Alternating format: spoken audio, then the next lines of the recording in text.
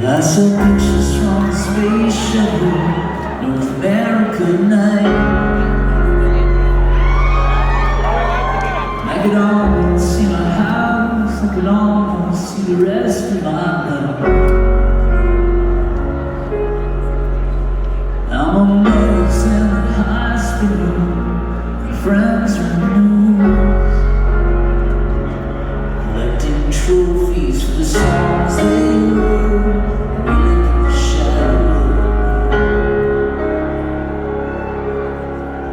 I guess I never made a cool record, and I've never been to Mars. But I've traveled around this world, shooting fireworks and falling stars in prison bars. And my father's got a decent job, I hear he's finally pulling through. It's more to life than singing the songs we write.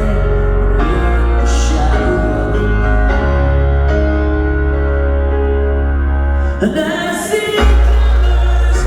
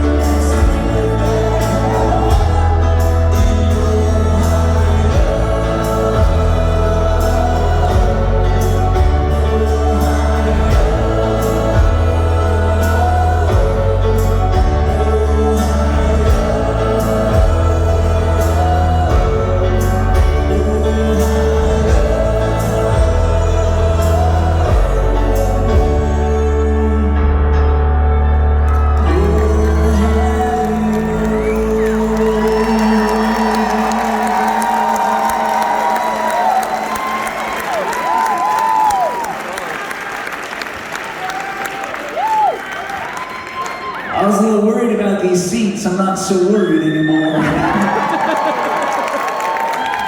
Thank you so much for being here. You know, this tour is in a lot of ways a celebration of an accomplishment of putting a book together, but in more ways than one, it's a celebration of this relationship that I've had with some very important pianos in my life. Yeah, oh yeah. I discovered the piano when I was about 9 years old. My very first real piano was a black grand piano, not too different than this one right here. And that piano found me in a grieving moment when I lost a close family member, an uncle of mine, and it was behind the keys of that piano that I processed that grief. And in writing that first song, it was like making my first real connection with the world. And from that day forward, I used the piano as a way to take my internal life and project it outward. And for the last 20 plus years, I've been able to do that on stages like this one in front of people just like yourself.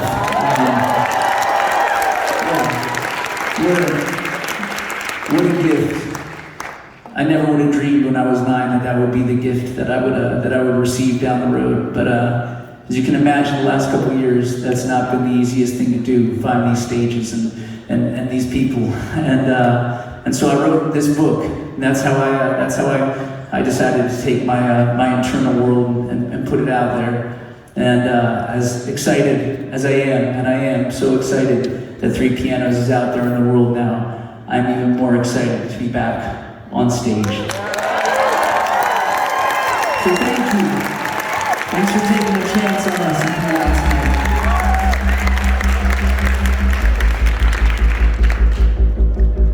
So as I started telling the stories, writing them all down on a piece of paper, and even as I started working on the set list that became the show that you're going to see tonight, it occurred to me that songs, for me, are like mirrors. When I play these songs for you, I'm sitting here, I'm looking back at a piece of my life, a piece of myself from a different period of time. Over my shoulder in this mirror right here, I'm about 30. My band, Jack's Mannequin, has just put out our very last record. I moved back home to the beach town where I sort of found roots when I was about, 12 or so. And I'm worried that dream that I first dreamed at 9 years old has come to an end. Watching friends get nominated for Grammy Awards, which is good for them. But I remember I picked up the newspaper on the day that I saw my homies get nominated for a Grammy Award, and I was like, where the fuck is my Grammy Award? Quickly, I kind of calibrated, and I was like, you can't really think that way when your friends are finding success. And I'm in this little garage studio that I made behind the keys of a very familiar piano, a black upright you might remember with a little Drive-Thru Records logo on the side. And behind the keys of that piano, I wrote a song about gratitude. Not for the Grammy Award that I didn't get, but for the life that I was given, for the family that I had, for the songs that I'd written, for the fans that I had made, the stages that I got to grace. I took that song to a studio in Los Angeles, and I walked away later that night. That song was called Synesthesia. And this mirror right here, I'm 12 years old. My family is struggling. My mother and my sister Katie and I, we packed all our belongings into a car in Bexley, Ohio. We're backing out the driveway. We're about to make a trip across the country to California to start our lives over. Not but $1 to our name. Katie, that's right. One of the hardest drives I've ever made, surrounded by some of the hardest years I've ever lived. But if it weren't for that drive, and if it weren't for those years, I wouldn't have found my first band. So I wouldn't have found these stages, I wouldn't have found y'all, I wouldn't have found the love of my life.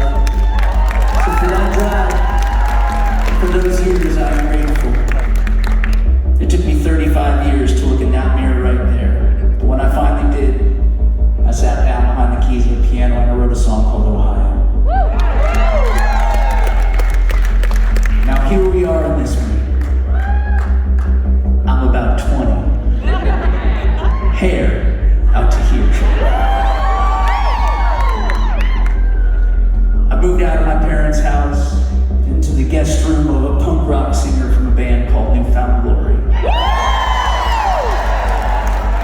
My band, Something Corporate's found our first success.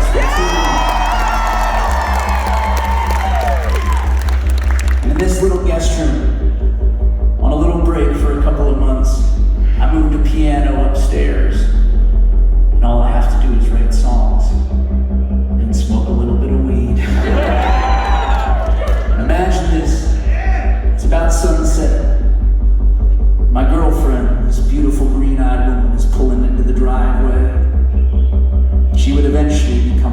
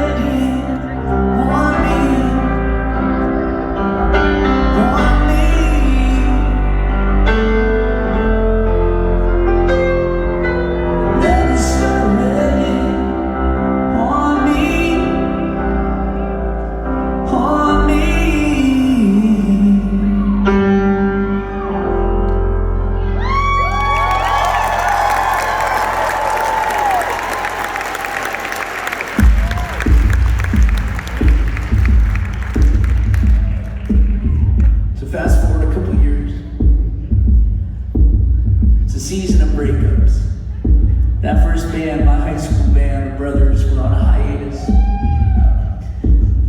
The green-eyed girl that would eventually be my wife were on a break too. And in this season, I move into a little condo with my best friends from high school. I move that same piano back up a flight of stairs, where I leave a window cracked, just so I can totally fucking irritate my neighbors as I write songs all day. It's not the reason I did it, but it's definitely was a consequence. But it was in that room, rolling out of bed each morning, to find myself behind the keys, that same black upright piano with that sticker on the side that I wrote the words, the melodies, and the songs that became an album called Everything in Trance.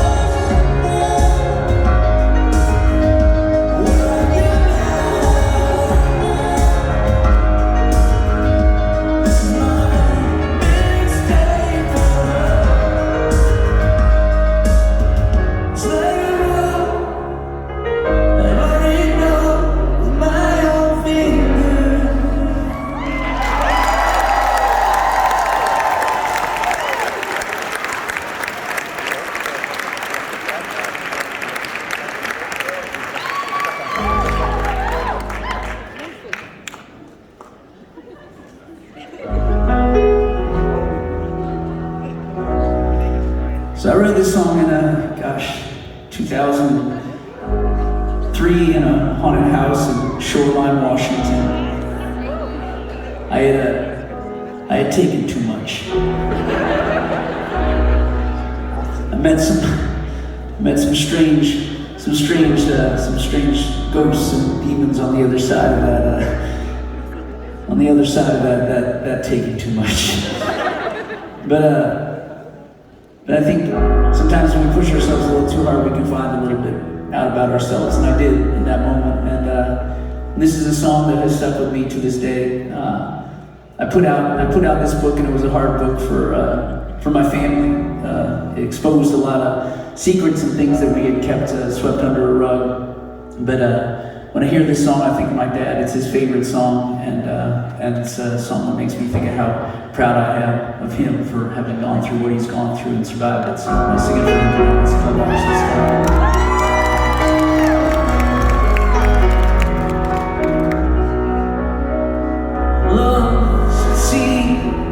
The radio is jammed, but they won't find me. I swear it's for the best, and then your frequency is pulling me in closer tonight. Oh, yeah, I've been up for days. I finally lost my mind, and then I lost my way. I'm blistered, but I'm better, and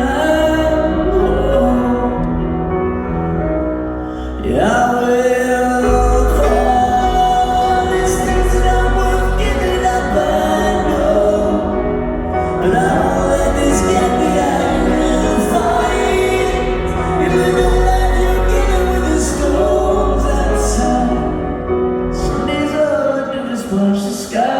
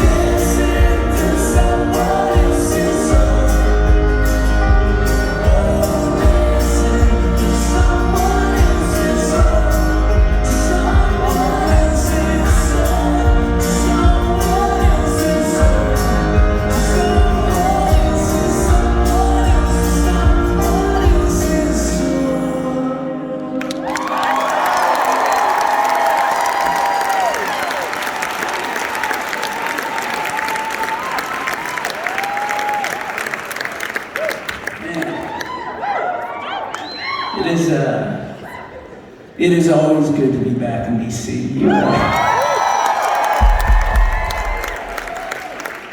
It's scary to play a show outside of the 9:30 Club here because there's so much we got so much history there. God, this room just feels so incredible. Man. So thank you so much for coming here.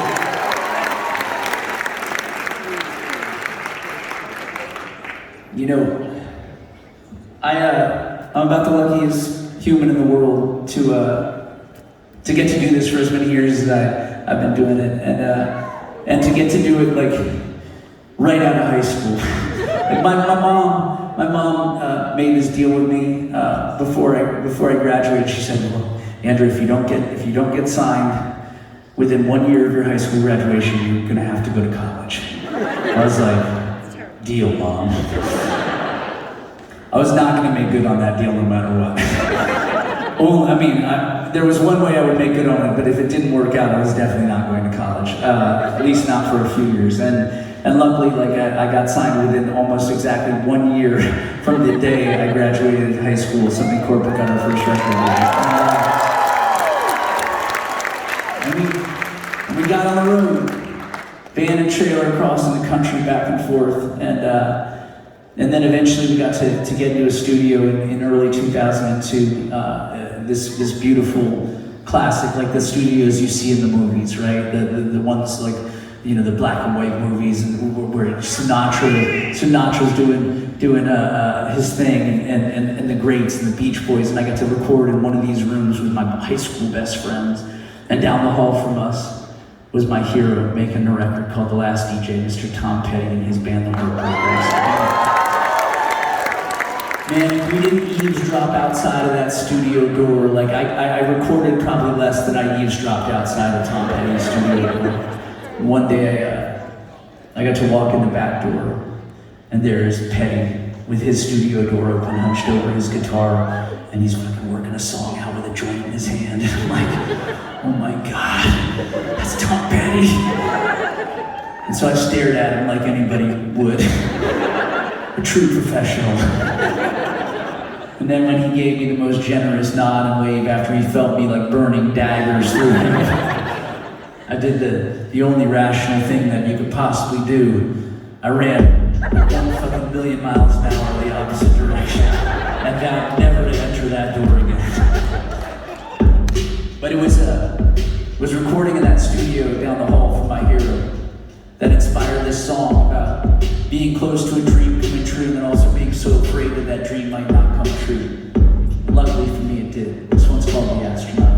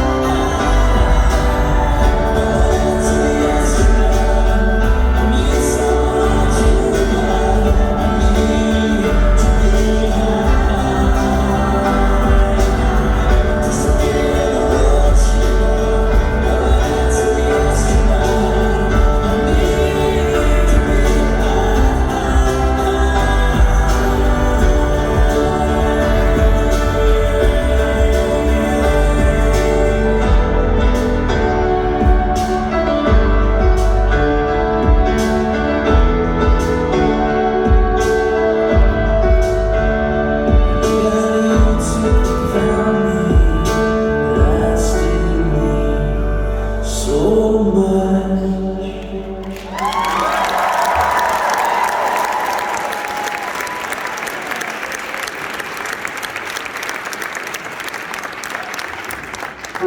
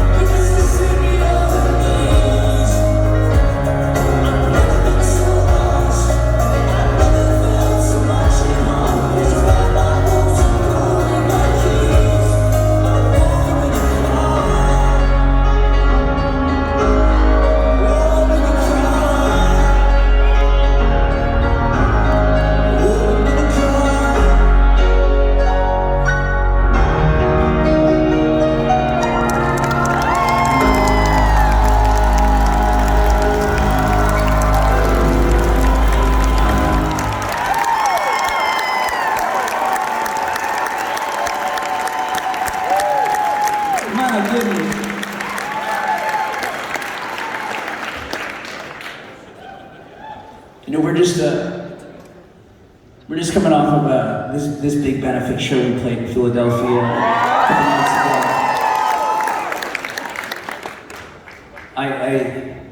I continue to be amazed. I found out today, we've been tracking like the totals, and I'm sure there are a lot of you in this audience who probably participated in some version of the fundraising that we did. We raised in this 250K challenge, and we said we raised over $300,000 just from the challenge. It didn't even include the benefit. And in a million years, I never would have thought that I would be called to a cause. I played for a lot of years. It's not that I haven't been socially conscious or politically aware, but I think until I found the fight that I found in that hospital room in 2005, I didn't have my thing, I'm not one of these people that says necessarily that everything happens for a reason, but for whatever the reason, it's the fight I found myself in, and I'm so honored, one, to get to be at the helm of a foundation that does so much good for young people facing cancer, but even more so to be in the midst of families and a culture and a community who took up that fight alongside with me. So to all of you out there that have participated this year, I just want to tip my hat to you and say thank you from the bottom of my heart.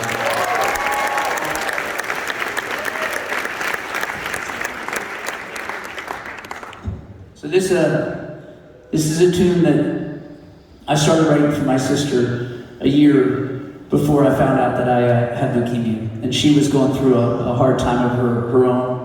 And I wrote the first verse and the chorus then, and then when I found out that she was going to be the donor who was going to give me the marrow that would make it possible for me to rejoin the world as a healthy, living human being, I finished that song for her.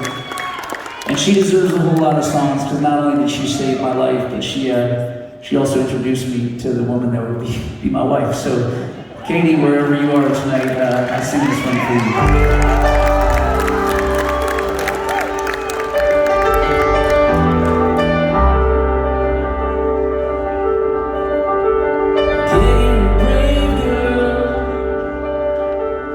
Courage is something I need now. It's been a hell of a day, it's been fading away, but we all fade sometimes, I believe. The gate's a strange world, as I watch the tables get turned around. You got the strength that I lost to the thought you'd be carrying me. And Katie, I'm sorry that in your condition, the sunshine's been missing the Katie. Don't believe that it's there. Oh, Katie, be happy this world can be ugly, but isn't it beautiful when I'm really here, really not there?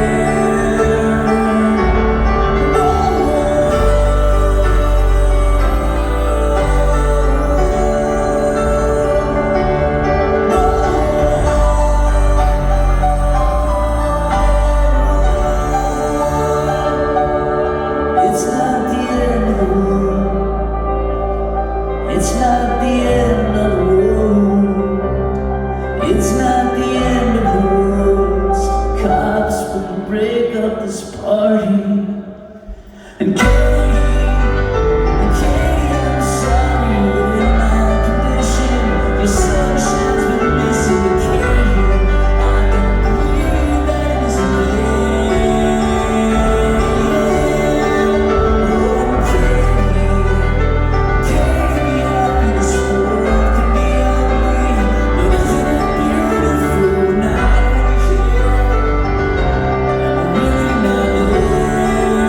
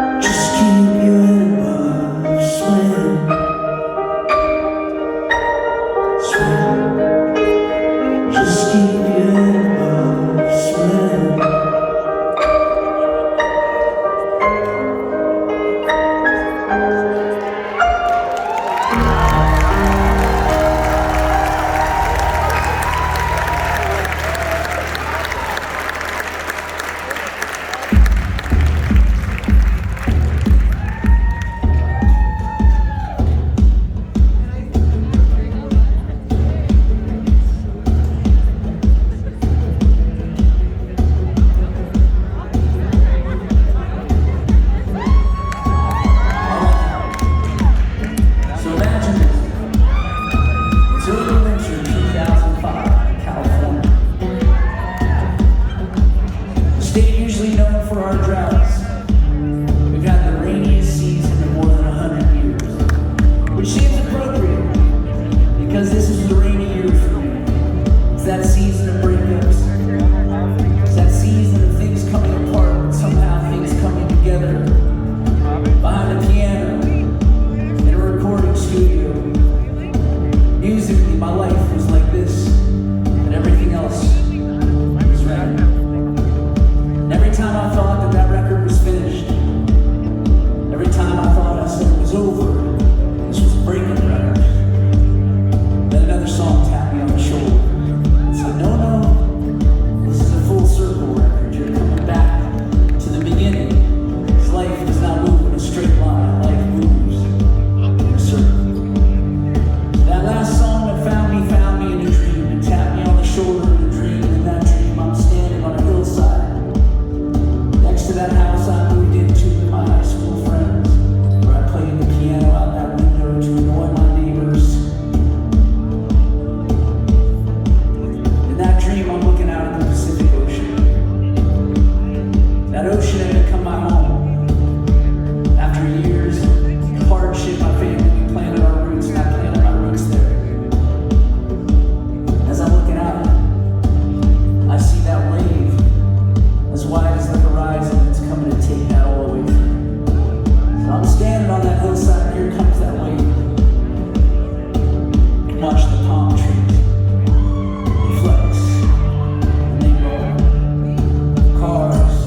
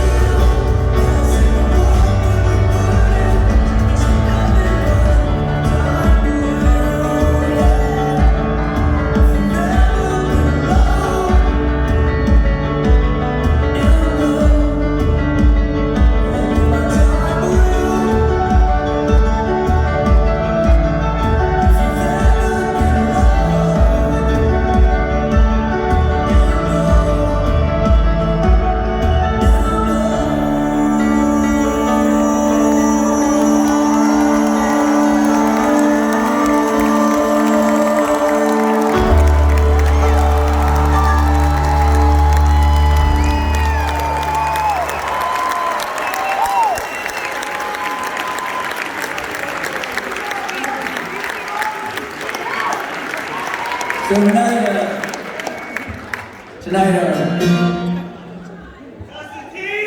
no, I don't play that song. I'm sorry, I already did all that. Sorry. Here, I'll give you a chorus. Right? You can pretend that I played all of it and just tell your friends. And then I mean you, bring me home. Afraid to find out you're alone. And I'm dreaming in your living room. How much room? I said, does anybody need that room? 'Cause we all need a little more room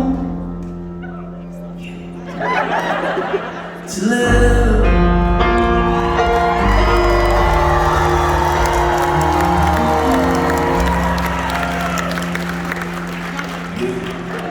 My Constantine.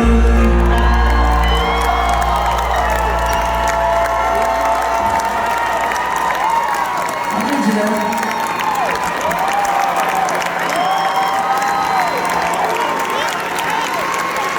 So our sensational, wonderful, shut the fuck up. This ain't gonna show, motherfucker. Shut up. Can I finish what I was trying to say? Yeah. We have this amazing violinist to my left, and she happens to be performing to a house full of her family and friends tonight. They all came out to see her perform, and no pressure, Morgan, and so I pretend like this is the first time that we played it on this tour, but we've played it most nights on this tour. But tonight especially, we just want to send this up to Morgan, who has just been kicking ass. This is her first official tour on the road with me. It's been a true joy and a true pleasure. And this song features her on the violin. It's called Something Wild.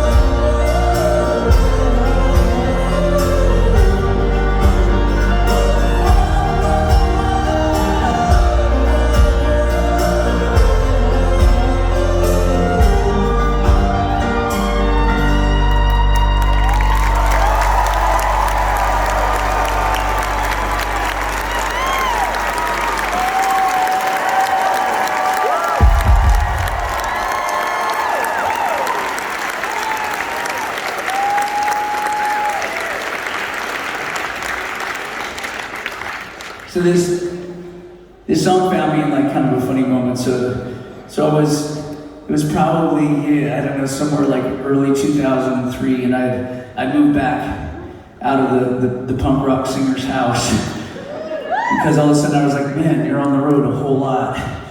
You probably shouldn't be paying rent.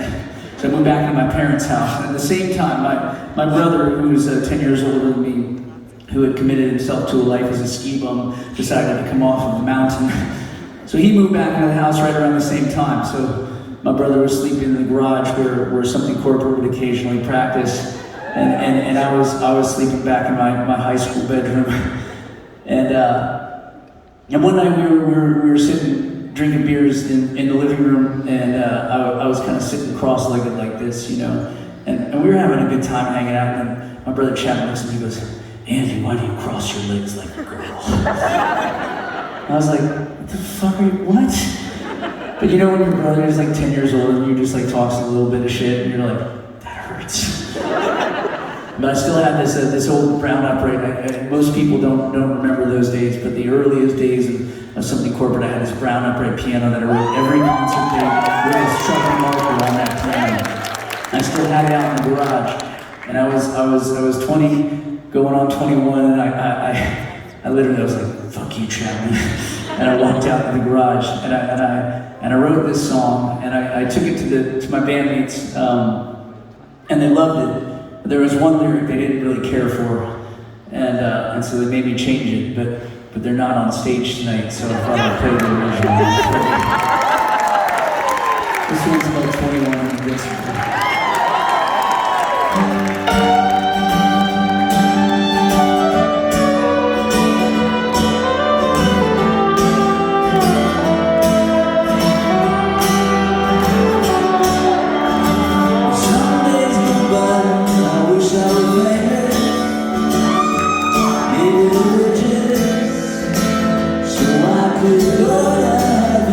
Just like you, I could have a big house.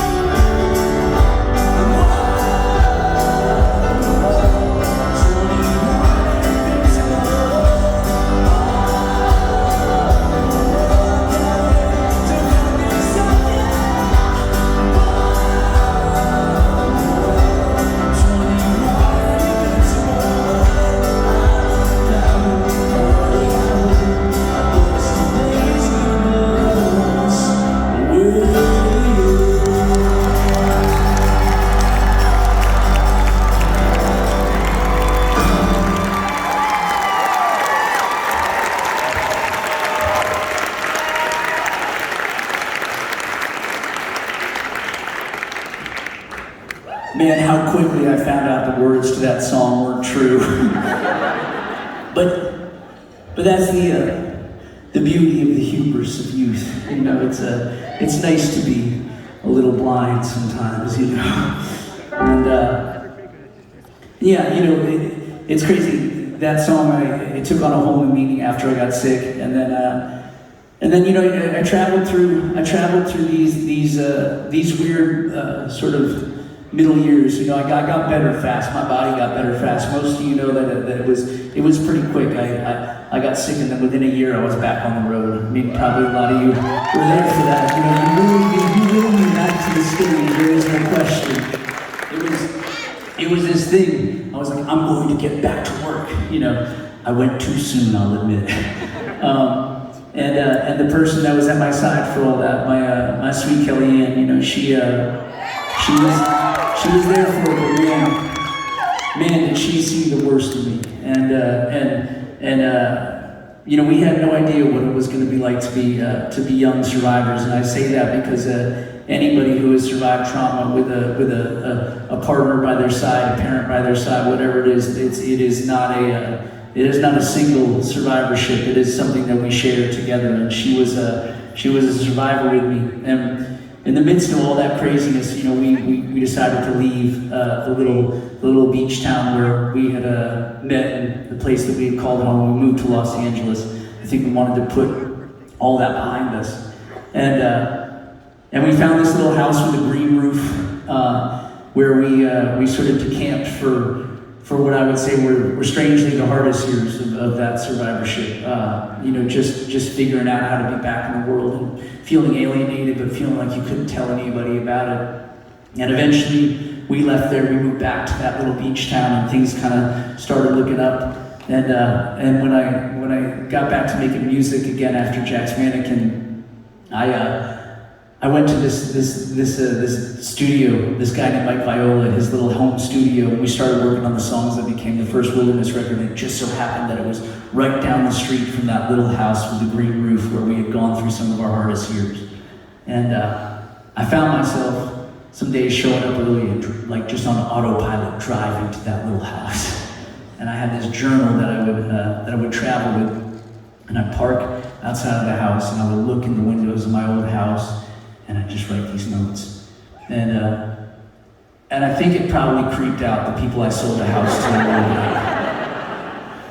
bit. Seeing the guy, the previous owner, just sitting outside, like fucking looking in the windows. It's like, what's he doing out there? But they never, I mean, they came out a couple times, but I kind of did one of those like,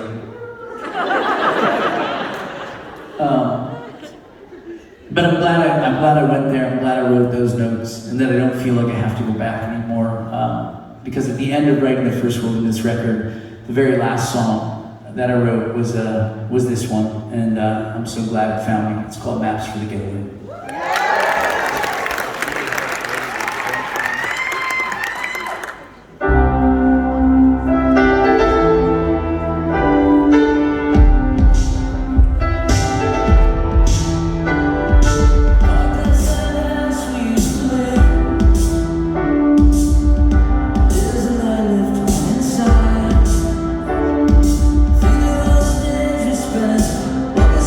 Accidents, legs used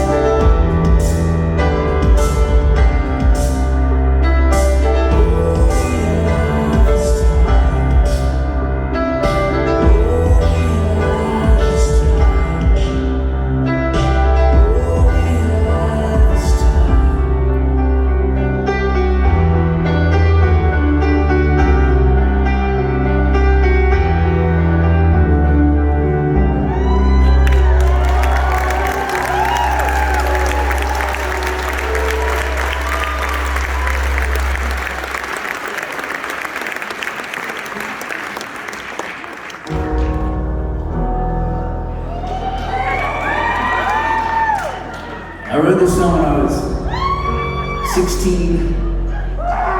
And I was looking for like a little house for my memories as a kid who moved every couple of years growing up.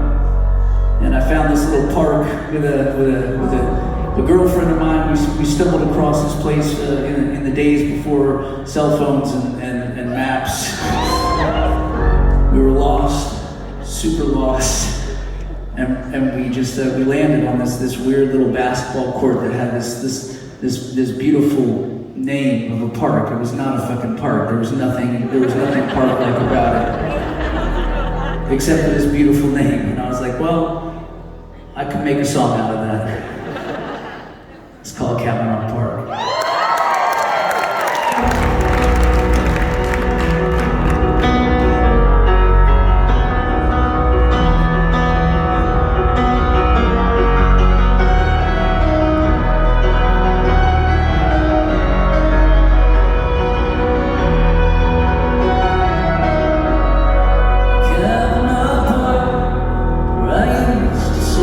All alone.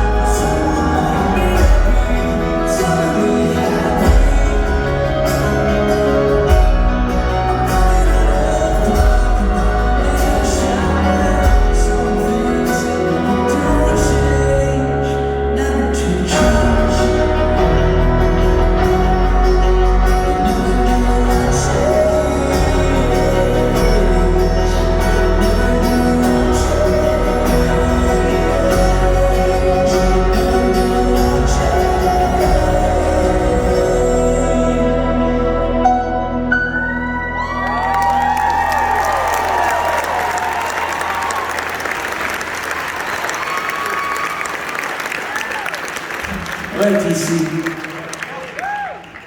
I mean, I know it's a Tuesday, but you honestly feel like a Saturday crowd. I mean, this is not bullshit. I'm gonna tell you what. We played at least 4 seated theaters on this tour. Not one single one of them stood up from note one.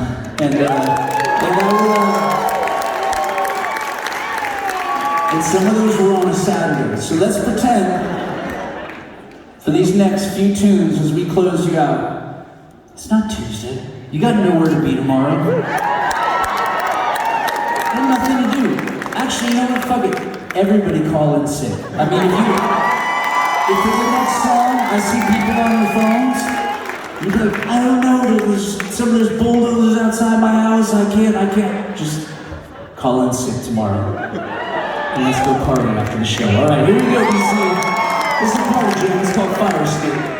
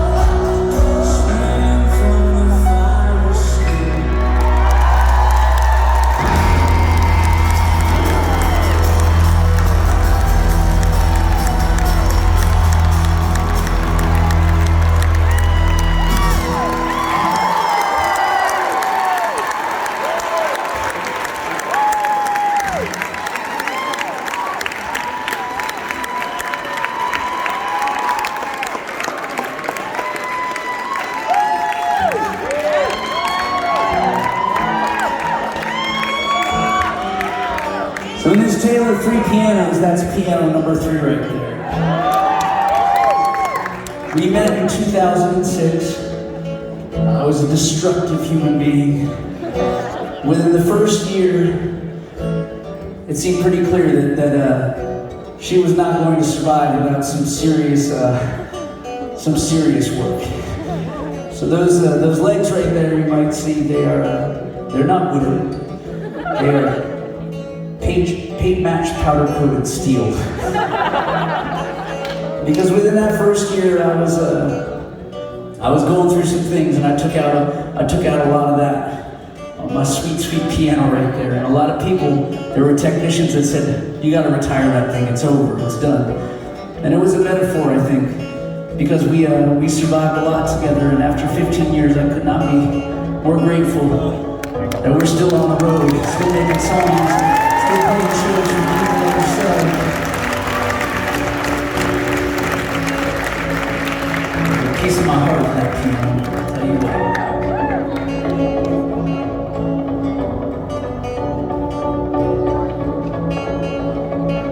There's a lot that I don't know, there's a lot that I'm still learning, but I think I'm letting go.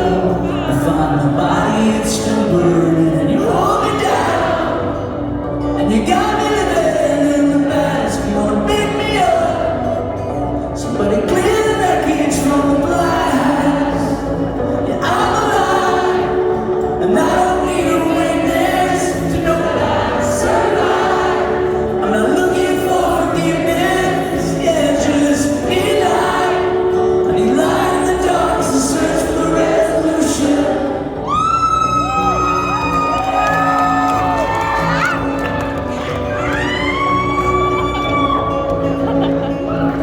Bars are finally closed, so I try to live in every moment, till the moment it just froze and I felt sinking so long. I could hear the sound of your voice still ringing in my ears. I'm going underground, but you'll find me anywhere I feel. Yeah, I'm alive, and I don't need a witness to know that I survived. I'm not looking for forgiveness, yeah, just need light. I need light in the dark as I search for the resolution. Light in the dark as I search for the resolution. For the resolution.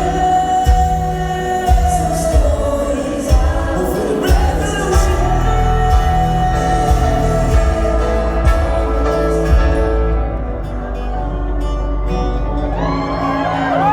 You hold me down, yeah, you hold me down. But I wanna hear you, DC. Now I'm alive, I don't need a witness to know that I survived. I'm not looking for forgiveness. I'm alive, I don't need a witness to know that I survived. I'm not looking for forgiveness, just need light. I need light in the dark to search for the resolution. Light in the dark to search for the resolution.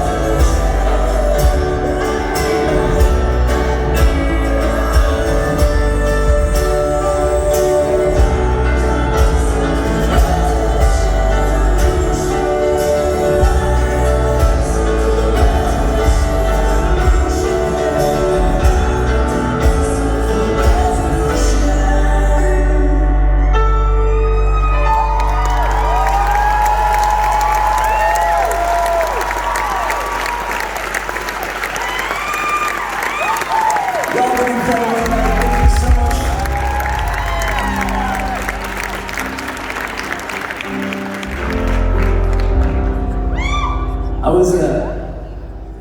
I was never a dude who thought I was gonna have a family. I didn't even think I would ever get married. One of the first things, one of the first real deep conversations I ever had with my wife, years before we ever dated, we worked together in my mom's hotel back in a town called Dana Point. We went to high school together, and And Kelly worked the front desk, and I was the bellman. and she was Katie's best friend, and we all worked for my mother. And one night I was working the bellman shift. She was working night behind the desk, and we got in this conversation, and we had this conversation about like relationships and marriage. And I was like, I'm never getting married. And I'm like, and I'm definitely never having a kid. And I'll never forget, because she looked at me, she goes, I don't think that's true.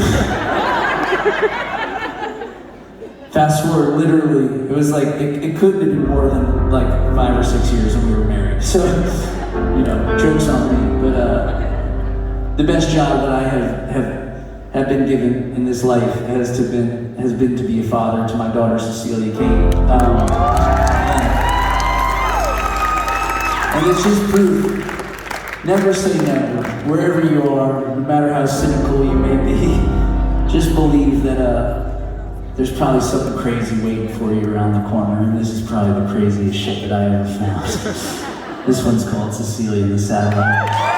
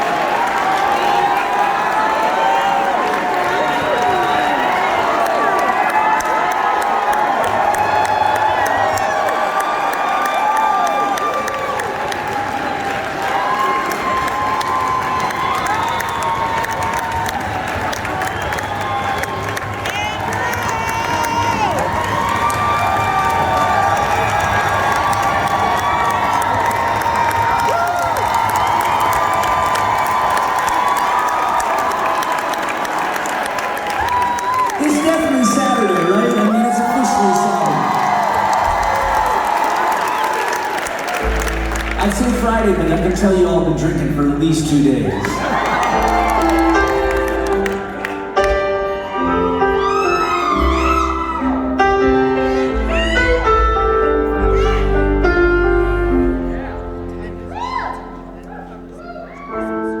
She thinks I'm much too thin. She asks me if I'm sick. What's a girl do with friends like this? Hold on, I have to quickly tell you something. I was thinking about this the whole time I was playing Cecilia the Satellite. Cecilia's best friend's grandparents are in the audience tonight.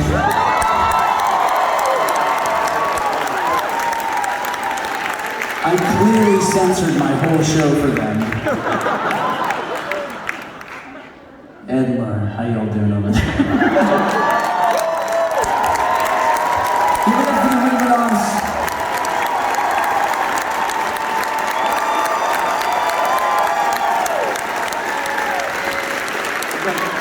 Seriously, how much could I talk about drugs and how many times could I swear every single day in front of Cecilia's best friend's grandparents?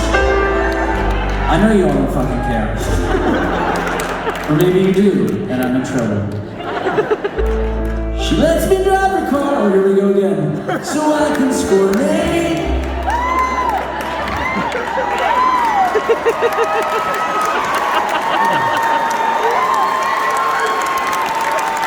From the lesbians out west to Venice. Oh, California summer. My hair is growing long. And fuck yeah, we can live like this. But if you left it up to me, every day would be a holiday. For real. We waste the weeks beneath the sun, fry bread and say it's so much fun out here. When it's all over, I'll come back for another year. I look forward to days, screaming out the door. Put my glasses on so no one sees me.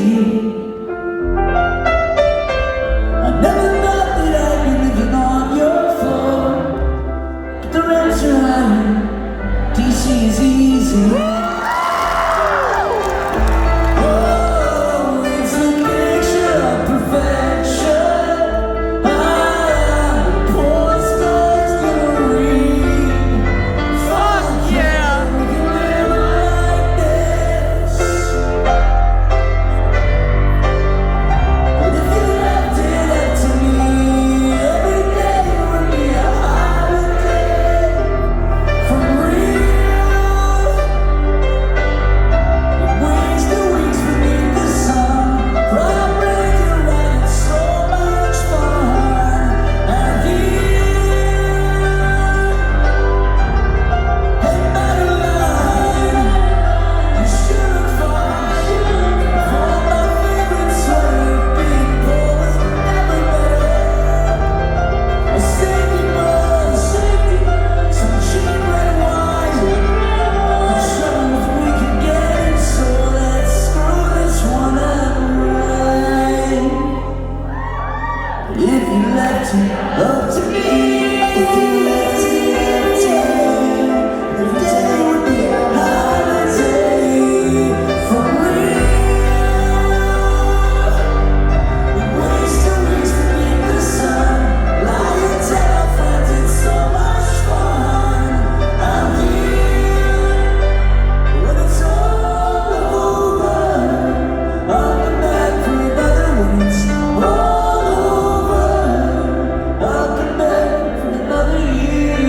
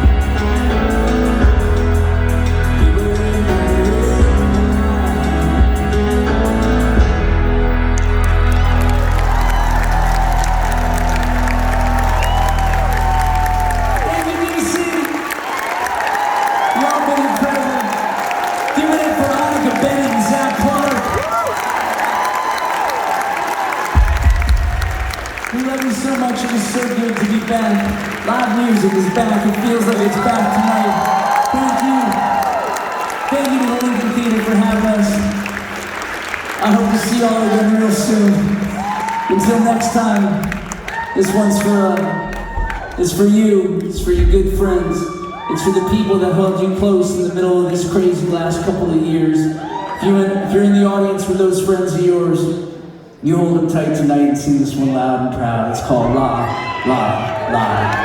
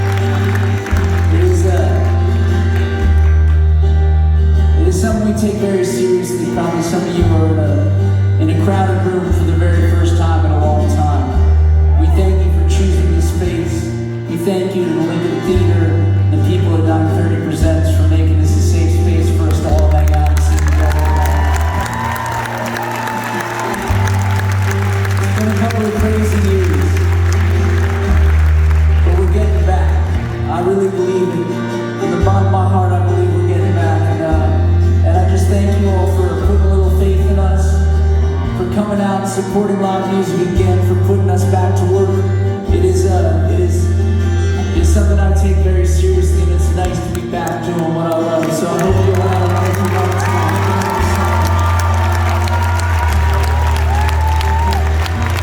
That's might be the Kid Wagner right there. He built a spaceship so that we could fly this show. This motherfucker is a genius. Give it up for Mike.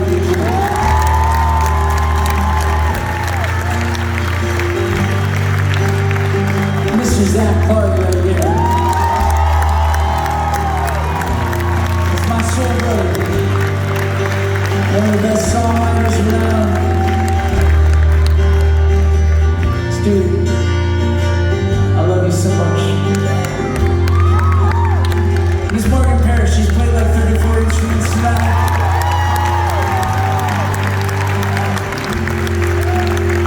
So good to have you on my stage, buddy. These are the two newest additions. I had no idea. I heard about this music on Spotify like a month or two before we left for this tour, and I was like, will you please come on tour with me? And she said yes. Give it up for Roger, baby. What you got? It's amazing the company is to you just become. I fucking love you. This is Charlie Colbert right here. Give it up for Charlie. These are my people, but we got people. We got our touring road crew who puts this show up every day. This is no easy show to put up. We do it with 4 people. Give it up for our touring road